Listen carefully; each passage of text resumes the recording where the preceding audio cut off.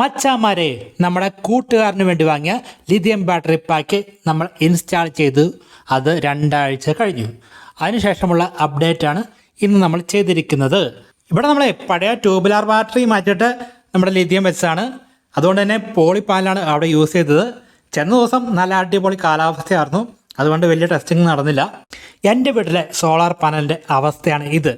നമ്മുടെ അയൽപക്കംകാരൻ്റെ തേക്ക് അവിടെ തന്നെ നിൽക്കുന്നുണ്ട്. പലരും ചോദിച്ചു വെട്ടിക്കളഞ്ഞൊന്ന്. എവിടെ നിന്ന്? 5 മാസം മുമ്പ് പുള്ളിയോട് പറയാൻ തുടങ്ങിയതാണ്. ഇതുവരെയായിട്ടും പുള്ളി ഒരു കമ്പ് പോലും ഇറക്കിയിട്ടില്ല. കഴിഞ്ഞ വർഷം നമ്മൾ കയ്യിൽ നിന്ന് കാശ് കൊടുത്താണ് വെട്ടിക്കളഞ്ഞത്. മൊത്തത്തിൽ നമുക്ക് നല്ല ഭീഷണിയാണ് ആ ഒരു തേക്ക്. പക്ഷേ എങ്കിൽ ഇപ്പോഴും നമ്മൾ പഞ്ചായത്തിലൊന്നും പരാതിപ്പെട്ടിട്ടില്ല. എന്താവുമെന്ന് അറിയില്ല. അപ്പം നല്ല സമാധാനത്തിൻ്റെ പാതയിൽ പോകുന്നുണ്ട്. പരാതി കൊടുക്കണ്ട എന്ന് പറഞ്ഞ് ഇവിടെ ഇരിക്കുന്നുണ്ട്. നമ്മുടെ കൂട്ടുകാരൻ്റെ പിള്ളേ പണ്ട് ഉപയോഗിച്ചുകൊണ്ടിരുന്ന ആ ഒരു ഇൻവെർട്ടറും ആ ഒരു സോളാർ പാനലുമാണ് ഇവിടെ നമ്മൾ ഉപയോഗിക്കുന്നത്. പണ്ടാണെങ്കിലേ ട്യൂബുലാർ ബാറ്ററി ആയിരുന്നു. കാണിച്ചു തരാം. അതാണെങ്കിൽ പോയി. അത് പോകാൻ കാരണം വെച്ചാൽ ഇവിടെ ഇൻസ്റ്റാൾ ചെയ്തപ്പോൾ ഉള്ള കുഴപ്പം കൊണ്ട് പോയതാണ്. പണ്ട് വേറെ വീട്ടിലായിരുന്നു. അവിടെ നിന്ന് ഈ വീട്ടിലേക്ക് മാറിയപ്പോൾ ഇൻസ്റ്റാൾ ചെയ്തപ്പോൾ കുറച്ച് ഇഷ്യൂസ് വന്നു. അത് നമുക്ക് വാർക്കട മോളിൽ കയറുമ്പോൾ കാണിച്ചു തരാം. ഇത് ലോക്കലായിട്ട് ഉണ്ടാക്കിയ ഒരു ഇൻവെർട്ടർ പുള്ളി വാങ്ങിയതാണ്. ഈ ഒരു ഇൻവെർട്ടർ പുള്ളി അവിടെ തന്നെ കൊണ്ട് ലിഥിയത്തിന് വേണ്ടി സെറ്റാക്കിയെന്നാണ് പറഞ്ഞത്. പക്ഷേ ഒരു ഇഷ്യൂ ഉണ്ട്.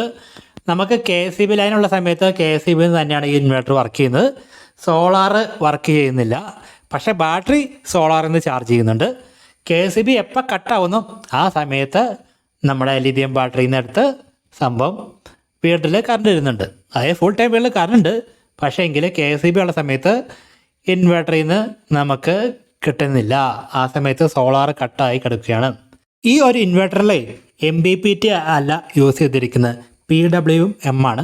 അതുകൊണ്ടാണെങ്കിൽ ചാർജിങ്ങും അത്ര ഫാസ്റ്റായിട്ട് എടുക്കില്ല. പിന്നെ പോളി പാനലാണ് വെച്ചിരിക്കുന്നത്. ആ പാനൽ വെച്ചതും കുഴപ്പമുണ്ട്. കാണിച്ചു തരാം. ഇതാണ് അവിടെ ഉപയോഗിച്ചുകൊണ്ടിരുന്ന പഴയ ബാറ്ററി.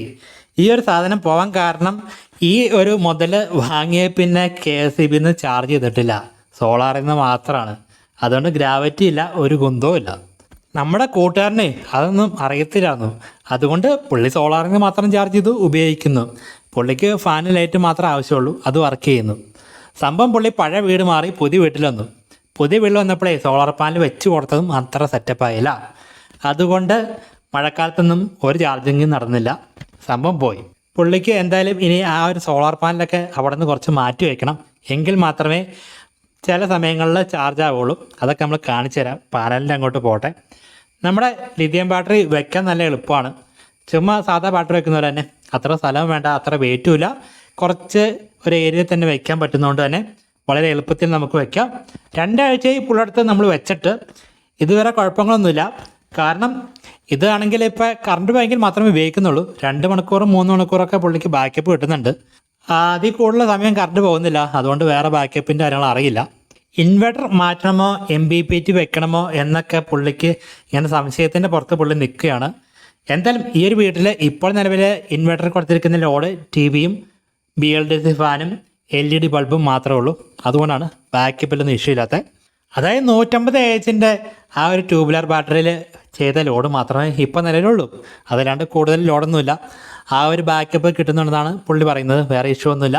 12.8 വോൾട്ട് 100 AHൻ്റെ ലിഥിയം ബാറ്ററി പാക്കാണ് നമ്മൾ വാങ്ങിയിരുന്നത്. ഇതിൻ്റെ അൺബോക്സിംഗ് ഒക്കെ കഴിഞ്ഞ വീഡിയോയിൽ നമ്മൾ കാണിച്ചിരുന്നു. ഇത് ആമസോണിൽ 23,500 രൂപയ്ക്കായിരുന്നു ആ സമയത്തൊക്കെ വിറ്റുകൊണ്ടിരുന്നത്. പോളി പാനലാണ് ഇവിടെ യൂസ് ചെയ്തത്. അതും നമ്മുടെ വാട്ടർ ടാങ്കിൻ്റെ തൊട്ട് ചേർത്ത് മുട്ടിച്ചാണ് വെച്ചിരിക്കുന്നത്. അതുകൊണ്ട് ഈ ഒരു സമയത്ത് നമ്മുടെ സൂര്യൻ്റെ സെറ്റപ്പിൽ ഈ ഒരു പാനലിൽ ഉച്ച സമയത്തൊന്നും വെയിലടിക്കില്ല എന്ന് വെച്ചാൽ ഒരു 4-5 സെല്ല് വെച്ചിട്ട് എല്ലാ പാനലിലും കയറി വരികയാണ്. ആകെ കുറച്ച് നേരം മാത്രമാണ് വെയിൽ വരുന്നുള്ളൂ മഴക്കാലത്ത്. അങ്ങനെ വരുന്ന വെയിൽ അങ്ങനെ പോവുകയും ചെയ്യുന്നു. പിന്നെ ഇവിടെ MPPT യൂസ് ചെയ്തിട്ടില്ല. അതുകൊണ്ട് ചാർജിങ് പക്കയുടെ അടക്കുന്നില്ല. എങ്കിലും ബാക്കപ്പ് കിട്ടുന്നുണ്ട്. കാരണം കറണ്ട് പോകുന്ന സമയത്ത് മാത്രമാണ് നമ്മുടെ ബാറ്ററിയിൽ നിന്ന് എടുക്കുന്നുള്ളൂ. നമ്മളെ ഇനി ആദ്യം ചെയ്യേണ്ടത് ഈ ഒരു സോളാർ പാനൽ കുറച്ചും കൂടെ താഴോട്ട് നീക്കി വയ്ക്കുക എന്നാണ്. അതിനായിട്ട് പുള്ളിക്ക് സമയമില്ല. പുള്ളി വീട്ടിലുള്ള സമയത്താണ് നമുക്ക് പോയി ചെയ്യാൻ പറ്റുള്ളൂ. അതുകൊണ്ട് ചിലപ്പോൾ കുറച്ച് ഡിലേ വരാൻ ചാൻസ് ഉണ്ട്. പക്ഷേ ലിഥിയം ബാറ്ററി ആയതുകൊണ്ട് അത്ര സീനില്ല. ഈ ട്യൂബുലാർ ബാറ്ററി ഇതിനു മുമ്പ് ഉപയോഗിച്ചുകൊണ്ടിരുന്നപ്പോൾ ഈ പറഞ്ഞ പോലെ ചാർജ് മര്യാദയ്ക്ക് കയറാത്തതുകൊണ്ടും KSEB നിന്ന് ഒരു പ്രാവശ്യം പോലും ചാർജ് ചെയ്യാത്തതുകൊണ്ടും അതിന് ഗ്രാവിറ്റിയൊക്കെ പോയിട്ടാണ് ആ ഒരു ബാറ്ററി പോയത്.